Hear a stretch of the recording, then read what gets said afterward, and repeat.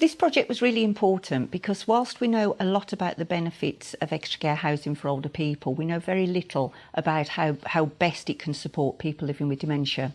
Extra care housing is becoming an increasingly popular choice for older people, and we do know from our research that 1 in 5 people with dementia are living in extra care housing. So it's really important that we find out how best to support them and how we can give them a really good quality of life in extra care housing. This project is important to us as we are passionate about doing all we can to help people live as well as they are able to with dementia. We've been on our dementia journey for a number of years, and we seek to use our knowledge and expertise to help others across the whole housing sector make their housing and services appropriate for people affected by dementia.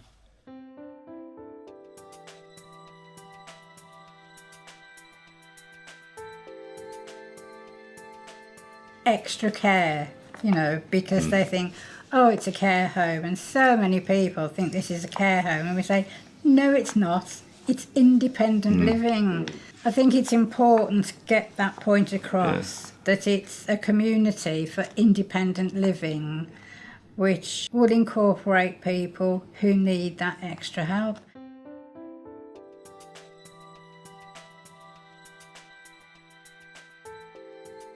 So having your own home is really important to every one of us.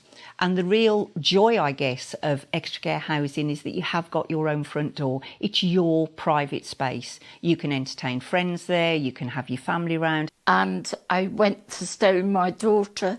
Well, they'd got this up to standard with furniture and everything for me, and made it how I would like it.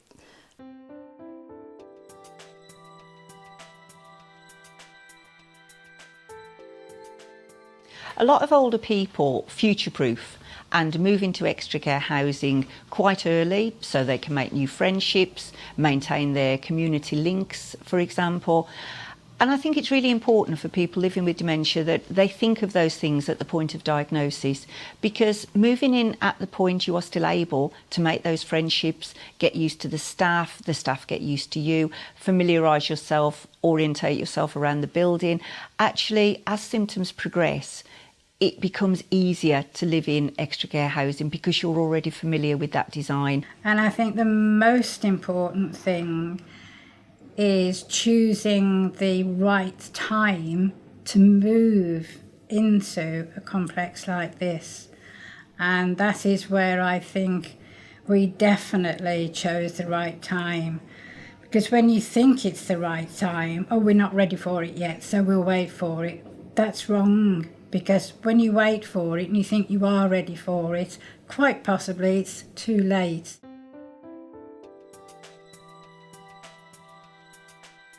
Having the option to stay in your apartment or come out is good, but yeah, there will be some people who do really struggle to integrate into the community. Moving into a big village with lots of new people, if you have gone through some cognitive changes, we see low confidence, things like that, and then that's led to people feeling lonely. So a lot of the work we've done around loneliness has been about boosting people's confidence. And we're also developing a befriender role, our Friendly Faces volunteer. We're trying to get those Friendly Faces volunteer into all of our villages. So that would be resident to resident support.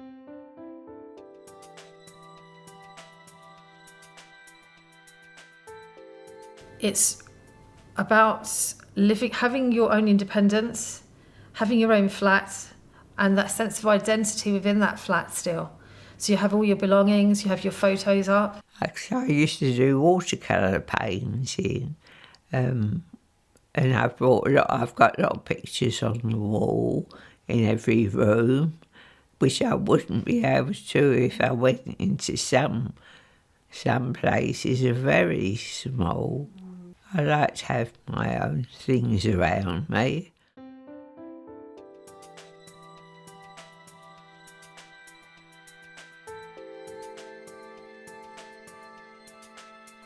I love to see their smile on their face, and I'll always make an effort to make sure that I say hello to everyone. And I know I implement that in my staff as well, so I'll make sure all the staff, it doesn't matter if they haven't been to them before or if they haven't got them on their rota, make time.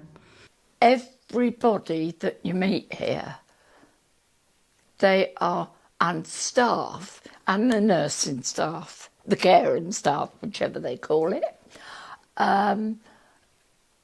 they're wonderful and they're so friendly.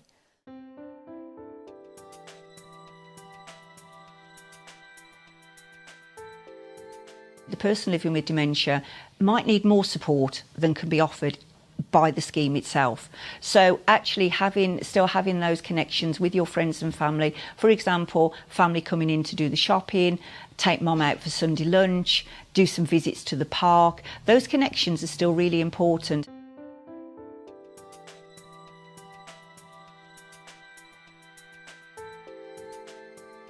You've got more chance of staying together for longer if you're somewhere like this, where there's support for both of you if you need it, because support for the carer is just as important as support for the person with the dementia, because it's very hard. It's a mental strain. And for me to have the carers group, to go and be able to talk with people who had the same experience that I was going through, who could give me advice, a shoulder to cry on.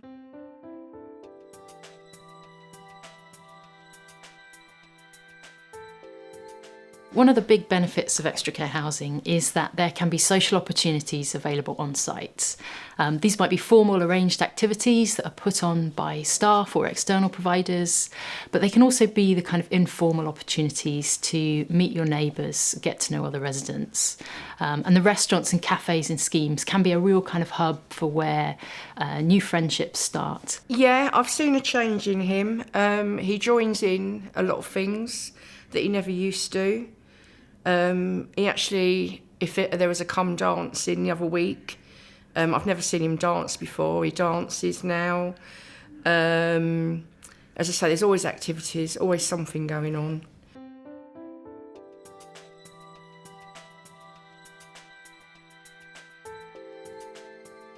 As symptoms advance, sometimes actually you'll need more support from staff on site to perhaps remind you when activities are happening or even support you to take part. But that's only available if the staff are available. I think there comes a point when extra care decide that this probably isn't the correct environment. That's the beauty of this place, where they can still live their life to the full for as long as possible, but there may come a time when they can't.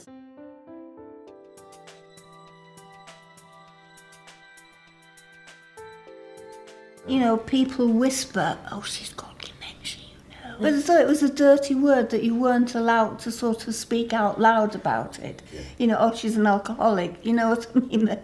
We've done a few different initiatives over the years. One of the big ones is the Dementia Friends programme. It's a good amount of information to give to general public, just starts to set those kind of seeds of empathy, really, that, okay, this isn't a person doing this on purpose. This person is actually going through something that's quite complex, and here's what you can do differently, or just what you can understand differently about that person.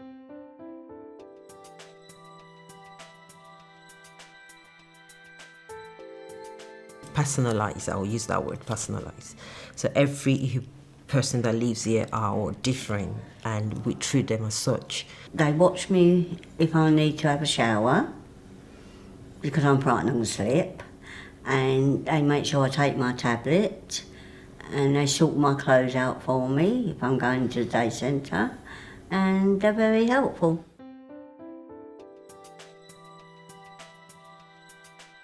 Developing positive relationships between the staff and resident is crucial to care. And actually what we found was that often where you had specialist staff who had specialist training in dementia, this is what worked really well.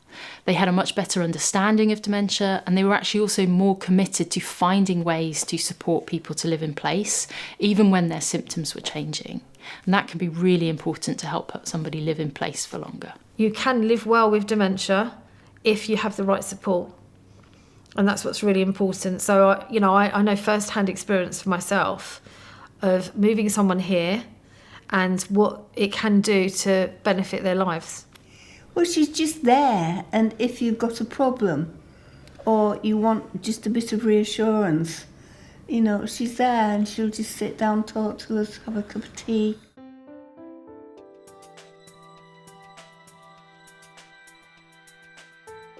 With extra care housing, you have got that element of safety, which both the residents and the families really appreciate. They know that there's generally someone on reception, and there's security, there's fob doors as you go through to the residential parts of the scheme. So families particularly feel, you know, mom, relative, whoever is in a really safe environment. They're in a scheme where someone can kind of keep a watchful eye. It's just taking pressure. My children know if it's deep snow or whatever happens, I'm safe. And all I've got to do is ring that. Somebody will pop and just check me.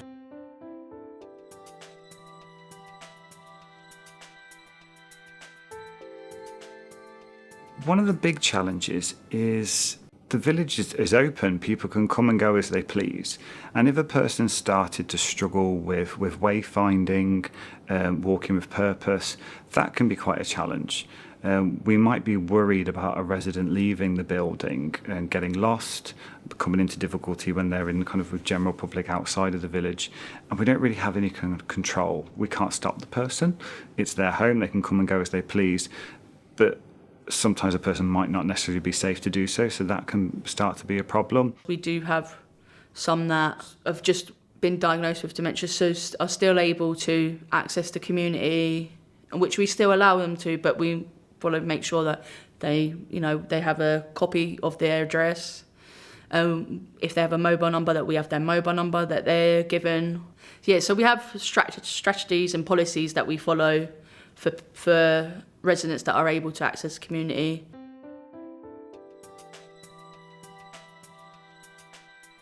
We very quickly realised that there's almost no perfect design for a person living with dementia. We can be more dementia friendly and we can be less dementia friendly. So we're going to keep doing things in relation to design, not just things like the furniture, but actually the layout of the building too, that can make us more dementia friendly. But because everyone experiences dementia so differently, what works for one person might not work for the next. So actually I don't think dementia friendly design was something we arrived at and said, now we can say we're here. It's a case of we need to just monitor this all the time. Who lives with us? What do they need? And what changes can we actually make to make it easy for that person to live with us?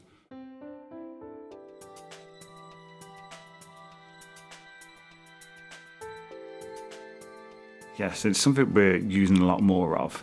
One of the projects we have running at the moment are Smart Market. So our research and innovation team travel around to the different villages that we have, and they present different bits of kind of everyday devices that we can all very easily get our hands on. Alexas are quite popular, clocks that remind people to drink, take medication, automatic medication dispensers. We can show residents these items at the Smart Market and they can pick and choose different things they might want to try. The research and innovation team would then help that person use it in their apartment, see how it fits into their day-to-day life. What we have now, when the residents are anywhere in the building, even outside the building, as long as it's within the perimeter the Wi-Fi can catch, when they press the bell, when they press their warding call system, which they wear around their neck or on their wrist, whichever one they prefer, when they press it, we can actually pick their location where they are. Yes, and then we can support them. We use a system where they're able to communicate to our senior members of staff. Within 30 seconds, the senior staff can be up within the flat, having that conversation, reassuring them, making sure they're well.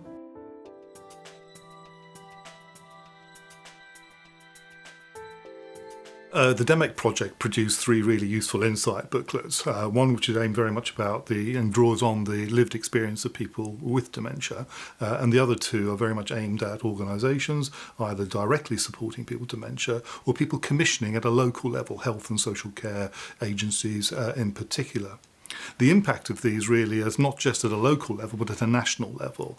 There are significant policy developments taking place, and positioning these insight documents has been really important, both in terms of how to inform and influence legislation, things like the Care Act and the duties made on local authorities to empower local communities to provide a better range of services and indeed housing for older people with dementia, but also a national government task force which has specifically been required to think about how to boost the supply of housing for older people. And we've already seen in that task force that we need to have a much more important role around inclusion and looking at diversity. And that's where looking at dementia readiness for housing for older people is going to be really critical as it reports next year. So I think it's going to be really, really helpful. I'm actually using this document in training tomorrow with our wellbeing advisors and our dementia and mental wellbeing enablers, because we're going to be exploring when they assess someone to move in, we want to be highlighting those pros and cons to the person at that point where they're thinking of moving in with us.